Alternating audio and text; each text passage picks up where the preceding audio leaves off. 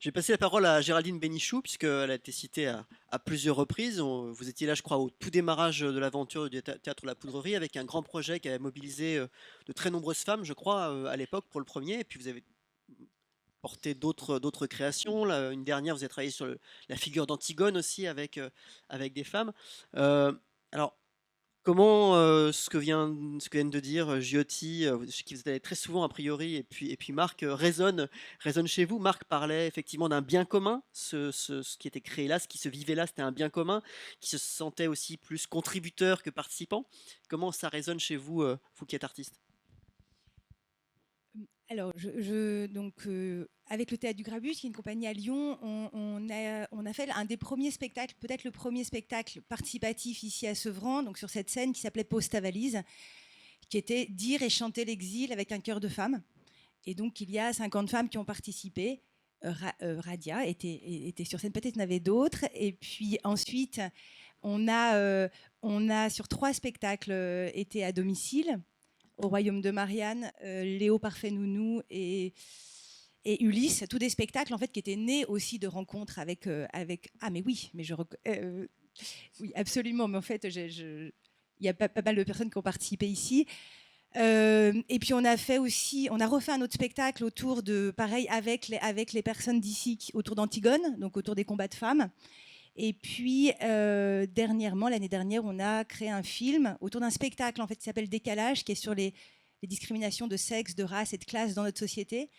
On a fait un film qui s'appelait La Niaque de l'égalité, où une cinquantaine de personnes ont témoigné.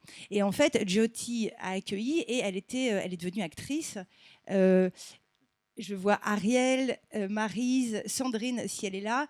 En fait, notre expérience à Sevran est multiple. Elle est de, de faire art avec. Moi, ça fait 20 ans que je travaille là-dessus, c'est-à-dire que la question de la participation, c'est peut-être que moi, seule comme artiste, je n'avais pas grand-chose à dire, je suis une sorte d'éponge en fait. Mon métier peut-être est d'être caisse de résonance. Alors avec ce qu'on sait faire, nous, des mots, des histoires, en fait, le principe, c'est de se mettre à l'écoute.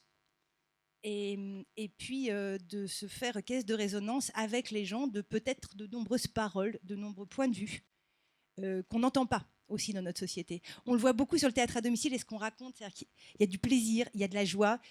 Ça fait tomber les murs, ça fait tomber les préjugés. En fait, moi, depuis 7 ans que je viens à Sevran, euh, je suis peuplée de bien plus que moi. Enfin, en fait, peut-être que mon endroit, moi, d'artiste, de metteuse en scène, c'est cette histoire, elle est essentielle de se dire que, au fond, euh, il s'agit bien comment dire, d'un coup soi-même, d'être peuplé par l'ensemble des paroles, des langues, des richesses, des points de vue de notre monde. Et de ce point de vue-là, ce qu'on appelle les arts participatifs, qui restent quand même très à la marge, parce que c'est important de se dire que cette rencontre aujourd'hui a lieu à Sevran. Sevran est en périphérie. Les arts participatifs sont globalement en périphérie aussi de la culture et des arts vivants. Peut-être bien, et c'est bien souvent comme ça, que à la périphérie, se jouent les questions essentielles et centrales. Et une des questions là, elle est que, au fond, peut-être ce qu'on appelle l'universel, les arts du centre, ne nous racontent qu'une toute petite partie de notre monde. Et que l'enjeu de ces arts qui se font avec les gens, qui vont à la rencontre des gens, et ce n'est pas un hasard en même temps si ça va beaucoup dans les quartiers dits populaires, c'est que notre société, elle s'étouffe de points de vue très étriqués sur le monde. Et que ces arts-là, leur enjeu est de multiplier, de pluraliser nos manières de regarder le monde et de le raconter. Jacques Rancière dit une communauté émancipée, puisque la question de l'émancipation est une communauté de traducteurs et de conteurs. Et au fond, ces démarches-là, alors communauté de traducteurs et de conteurs, qu'est-ce que ça peut bien vouloir dire? C'est que, au fond, l'idée que chacun de soi peut, avec son point de vue, de là où il est, contribuer à l'élaboration d'une histoire commune est essentielle. Et pour moi, c'est ça qui se joue, et c'est au centre, c'est-à-dire ce qui se joue, c'est un vrai art de la démocratie. Peut-être, j'emprunte l'expression à François Hers, qui a développé le programme des nouveaux commanditaires. Au fond, les arts participatifs, les arts qui se font avec, c'est la question d'un art vivant qui est le miroir qui reflète en fait la pluralité des points de vue et de notre démocratie. C'est aussi un endroit où s'expérimentent des manières de faire dans un rapport qui est horizontal, qui est avec. Et ce qui est important, peut-être c'est important de citer Joël Zask, qui a beaucoup travaillé la question de la participation, qui moi m'a aidé à comprendre différents niveaux de participation. Participer, ça peut être faire partie des publics, d'accord ? Mais ça serait une sorte de minimum. Et puis ça serait la question de l'accès à la culture. La deuxième dimension qu'elle ajoute, c'est participer, c'est contribuer, donner sa part. Comment chacun peut contribuer à l'élaboration de notre culture commune, de notre histoire collective. Et puis la dernière dimension qui est très importante, c'est bénéficier de sa part. C'est-à-dire contribuer, mais aussi recevoir. Le fait d'appartenir, c'est la question de la reconnaissance, c'est la question des droits culturels. C'est-à-dire comment ces arts-là permettent aussi à l'ensemble des personnes, de nos citoyens, de se reconnaître dans notre histoire collective. Et l'enjeu, il est exactement là. Et peut-être la dernière chose que je voudrais dire, c'est que la question, elle est donc de faire art autrement, pas tellement de faire public autrement. Et la question de l'émancipation, on postule un peu souvent que les gens de culture, les artistes seraient eux-mêmes émancipés. Que la culture, effectivement, pourrait être porteuse de grandes et porteuse dans ses discours de grandes valeurs, d'égalité, etc. On se rend compte de plus en plus que le monde de la culture est lui-même extrêmement traversé par les mêmes inégalités, les mêmes rapports de domination, de sexe, de race, de classe, et qu'il s'agit bien peut-être qu'il y a un enjeu aussi, c'est qu'à la périphérie aujourd'hui de ce qui constitue les arts vivants en France, périphérie financière, je parle en termes de moyens, je parle aussi en termes de reconnaissance, de visibilité de ces formes artistiques-là, ce qui se joue aussi, c'est que c'est la transformation même des arts et de la culture. C'est qu'au fond, on est dans un monde culturel qui est extrêmement sûr de sa propre vision libre, et peut-être que des gens et de ces arts-là, on peut apprendre, enfin des arts qui reposent sur une sorte de respect. On parlait beaucoup d'exigence tout à l'heure, comme si l'exigence était l'apanage des artistes.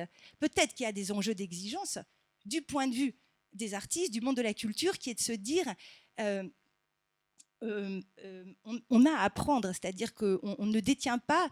Parfois, j'ai l'impression que l'art repose sur une sorte de mythe, de romantique, qui est que l'artiste serait hors du monde, hors de la société, et que, au fond, nos compétences, parce qu'on a aussi des compétences de savoir-faire pour raconter des histoires, elle est bien à un moment d'élaborer des récits collectifs qui nous permettent de faire tomber les murs, en fait, et de le faire avec joie. Voilà. Et je pense que c'est très important aussi que la culture s'interroge sur ses propres préjugés, sur ses propres complexités. Voilà. Donc, en tout cas, ce que j'avais envie de dire, c'est que ces expériences d'art participatif qui restent aujourd'hui à la marge en termes de reconnaissance, de visibilité, en fait, se jouent là, sont des arts subversifs aussi. Il y a de la subversion. Il y a de la subversion à faire avec les gens. Notre société qui se dit démocratique, je ne suis pas sûre qu'elle fait en permanence le pari de se dire que, comme le disait Janson en 70, qu'au fond, on peut postuler en chaque habitant la possibilité d'inventer des valeurs communes. C'est-à-dire que c'est ça la question, et que les arts participatifs font le pari, prennent le risque de se dire que notre monde, notre vision du monde, elle s'invente avec, et qu'elle n'est pas confisquée. Et donc voilà, il y a un enjeu évidemment d'interroger la culture et à ce que ces démarches ne restent pas à la marge, à la fois en termes de moyens et de reconnaissance. Voilà. Ce que vous dites finalement, c'est que tous les artistes ne sont pas forcément appelés à porter des projets comme ceci, c'est-à-dire qu'il faut avoir une forme d'envie bien sûr, mais quelle qualité aussi, ou quel rapport aux autres ça demande, ça induit. Quels sont les points forts justement qu'on doit avoir pour porter des projets comme cela? L'envie, bien sûr, très forte d'y aller, de le faire.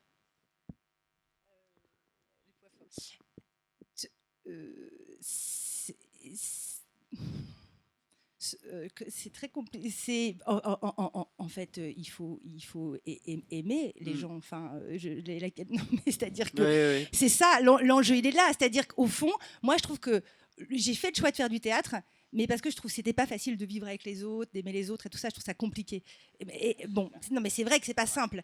Mais au fond, pour moi, le théâtre est ce moyen de se mettre à l'écoute d'entendre les gens, de regarder. On va peut-être Sylvain Bolreda, qui est comédien, qui est aussi la personne qui écrit avec les personnes quand on fait des spectacles.